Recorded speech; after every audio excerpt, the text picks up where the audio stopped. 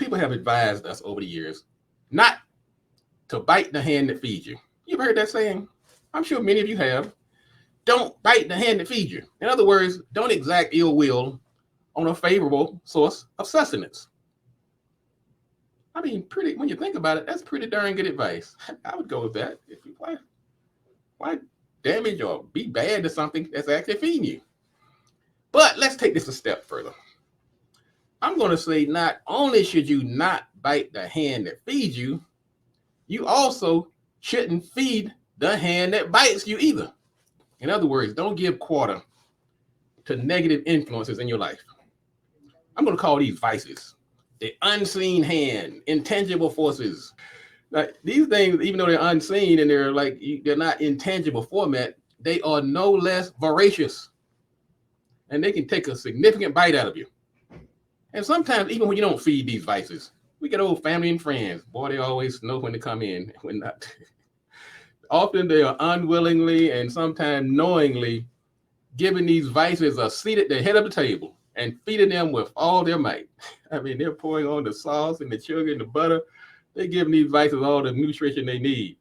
And not only that, they give them a 24-hour drive-through window, round-the-clock access. But we can't do that. We cannot feed the hands that bite us. Now, I'm talking about intangible things today. Let's talk about some of these things that we should not feed. Let's not feed bitterness and revenge. That is a hand that if you feed it, it's going to come back and bite you every time. Bitterness and revenge. Let's not feed it. Let's not give it a meal, single meal. What about just plain old negativity? I mean, it's so easy and tempting to let those negative thoughts get into your head. Sometimes they can keep you from moving forward. They can keep you awake at night. You worrying about things that may or may not come to pass. That old fear, negativity, what might happen. Lock the refrigerator door. Do not let negativity have another bite. Don't feed it. Don't do it. Cut it off. Let's talk about addiction for a minute. Man, we have some addictions, some of us. I talked about habits last week, but that's habits like that. They can lead to addictions, overindulgences. You need to starve those. Cut them off. Don't give them another bite. Now here's another hand that will come back to bite us. Hero worship. Now this indulgence takes on a human form. When you get so into following people that you have a blind spot to their shortcomings, that is a hand that will come back and bite you every time. You need to put it on a diet. I'm telling you. How about materialism? Showing off, fronting. This greedy hand is going to take a bite out of you. I'm telling you. Don't let it happen. Don't feed it. Self-pity. Somebody did you wrong. That person shouldn't have done that. I missed this opportunity. I should have got this degree. I should have gotten this job. Why is everybody picking on me? Why is the world just beating up on me?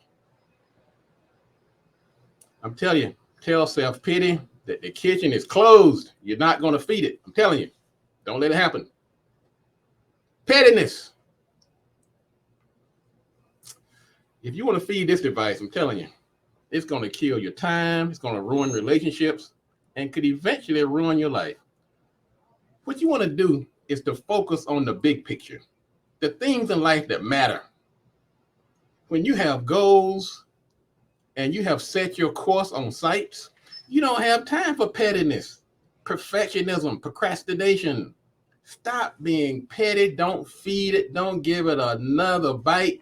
Tell pettiness the cupboard is bare. Just like little Mother Hubbard when she went to that cupboard to get that dog a bone. I want you to do the same thing with these vices.